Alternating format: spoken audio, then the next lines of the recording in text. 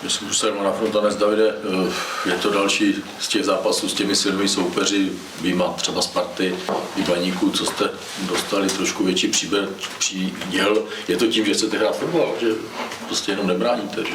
Určite je to tým, že chceme hrať futbal, ale treba zobrať do úvahy aj tým, že títo súperi majú určite odlišnú individuálnu kvalitu, takže aj dnes ich kvalita individuálna sa preukázala, ale treba zase podotknúť, že dneska sme Slavii to víťazstvo veľmi uľahčili našimi vlastnými chybami.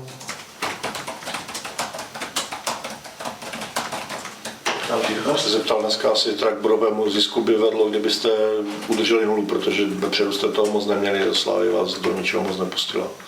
Presne tak určite náš zámer je, alebo išli sme s týmto zápasu, že aby sme skorý gól nedostali a hneď v 3. minúte zo štandardnej situácie sme dostali gól, takže toto by sa nám nemalo stávať. Ale takto, keď si spomínam, počas celého zápasu sme nemali nejakú gólovú situáciu, takže myslím si, že dneska sme vpredu neboli až tak kvalitní, samozrejme ani vzadu, pretože sme dostali 4 góly. Ještě chyběli vám 3 hráči od Slávie, bylo to hodně znát, co nemohli nastoupit kvůli tomu hostování? Tak určite tí hráči, ktorí dneska chýbali, tak nejakým spôsobom sú v základe, nejakým právom, majú nejakú svoju kvalitu, ale nemyslím si, že nejako veľmi by nám chýbali. Takže myslím si, že tí ostatní hráči nastúpili na miesto nich, si nejakú svoju rolu zastali dobre a myslím si, že tú príležitosť si uchmatli vo svoj prospech.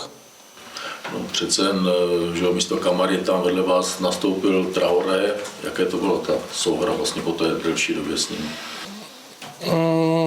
Tak pre mňa to nebolo nič nejaké ťažké alebo zložitého. Myslím si, že možno že pre neho, pretože s nami je tu možno tretí týždeň s nami trénuje a toto bol jeho asi po pol roku nejaký majstrovský zápas a hneď proti Slávii, takže myslím si, že pre neho osobne to mohlo byť ťažké, ale hralo sa mi s ním v pohode. Vie po anglicky, komunikujeme medzi sebou, takže myslím si, že v tomto smere to bolo v poriadku. No, tak na to navážu, dobrý den. V tomto směru to možná jednodušší než je s Kamarou, že jo? On anglicky neumí. Áno, správne hovoríte, Kamara učí sa anglicky a veľmi toho vie málo, takže tá komunikácia na ihrisku, ale aj mimo ihriska je zložitejšia. Naopak Abu vie plynulo po anglicky, takže v tomto smere je to s Abum jednoduchšie.